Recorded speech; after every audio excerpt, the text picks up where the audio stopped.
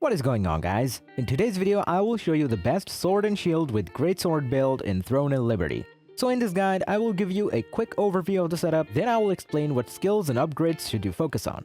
Then as well, we'll see what is the best gear and how to get it for both the mid-game and the full end-game.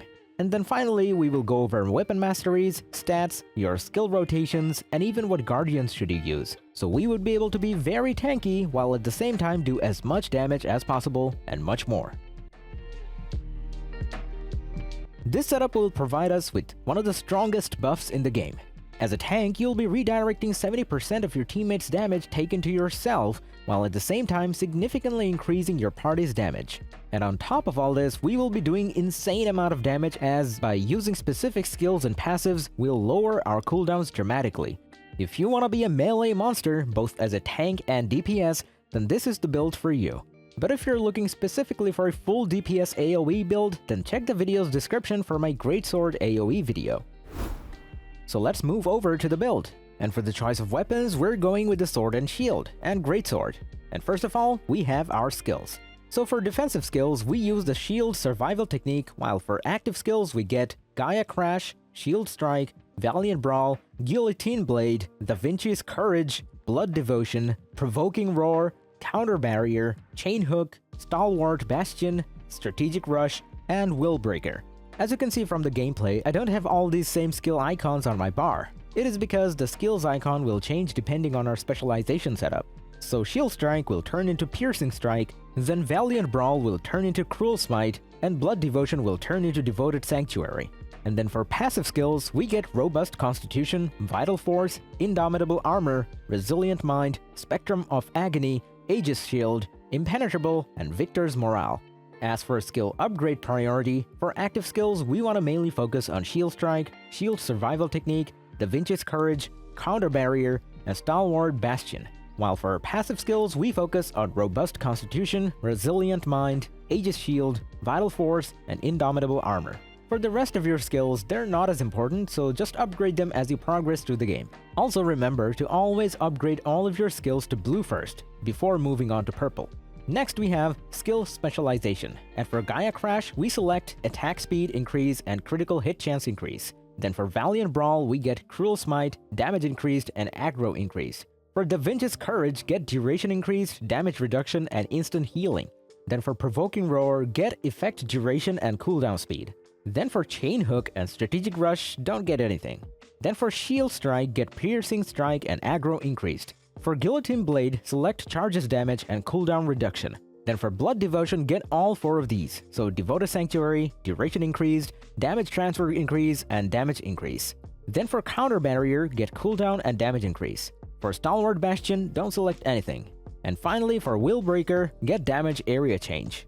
Next we have Weapon Mastery, and this is how it should look for the sword and shield. So take a look at the middle and get everything from Skillful Block until All-Out Defense. Now go to the bottom and only get this one node, called Max Health.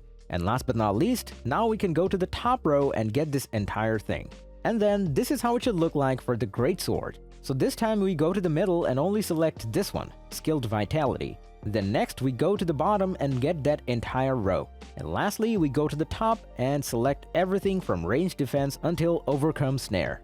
Next, let's take a look at our gear. And all of these items you can easily farm yourself. Which means that I specifically found items that only require you to grind specific spots and not use the auction house if you don't want to.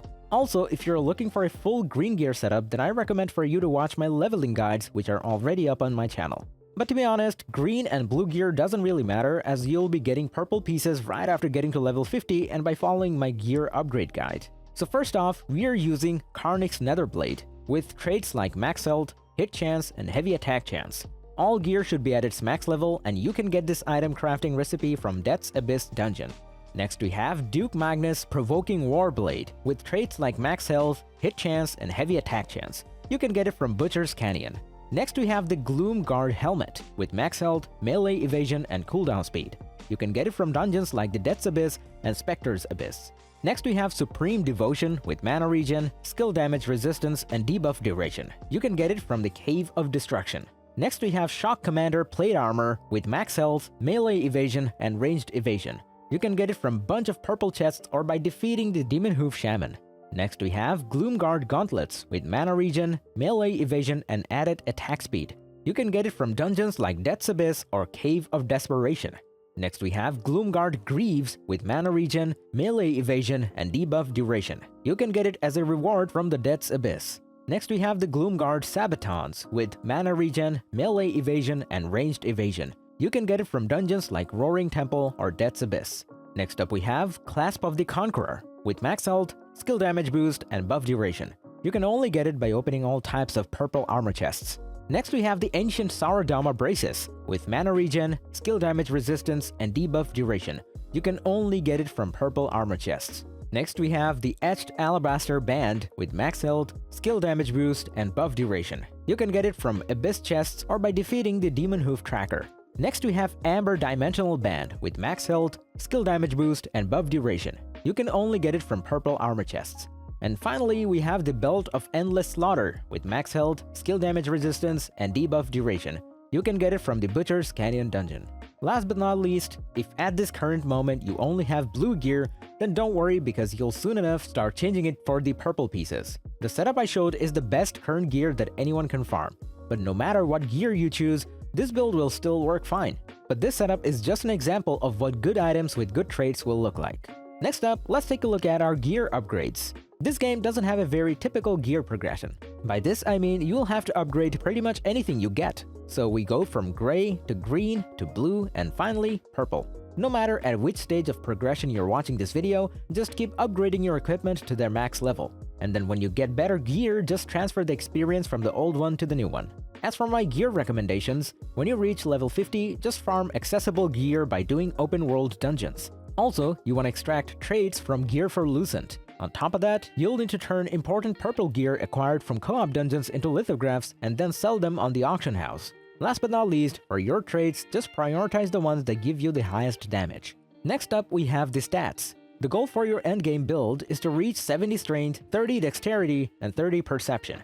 But if you aren't at this point yet, then first off, get the 30 dexterity, then next get to 60 strength, and then lastly get to 30 perception. And now from here, just get to 70 strength. For PvE, you care mainly about maximum damage and survivability, so that's why we want to focus our main points into strength and dexterity. Next we have our Guardian choice, and this creature is a special transformation that can add offensive or defensive buffs to your character for 30 seconds. And for our build, we have two best choices. The first one is the Lady Knight Camarcia.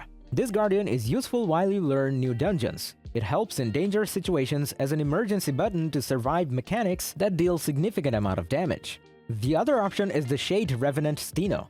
This Guardian launches projectiles every second that can crit and heavy attack. This is pretty much the highest DPS Guardian, so if you're lacking in that department, then he's the right guy for you. And now finally, we have come to the gameplay. As this setup is versatile, so I'll give you 3 different rotations for 3 different objectives. So first off, we have the opening rotation. And at the beginning of every fight, you want to start by activating Da Vinci's Courage, then use Piercing Strike, Devoted Sanctuary, Provoking Roar, Willbreaker, Gaia Crash, Guillotine Blade, Piercing Strike again, and then finish it off with Cruel Smite. This is our main rotation in which we use Da Vinci's Courage to pre-buff and give ourselves party-wide increased bonuses. And then from here, we just do damage with our DPS skills, and in between the rotation, put in Piercing Strike and Cruel Smite to keep maintaining the enemy's aggro on ourselves. Next we have Single Target Burst rotation, and in this one we started by using Gaia Crash, Guillotine Blade, Piercing Strike, and then finish it off with Cruel Smite.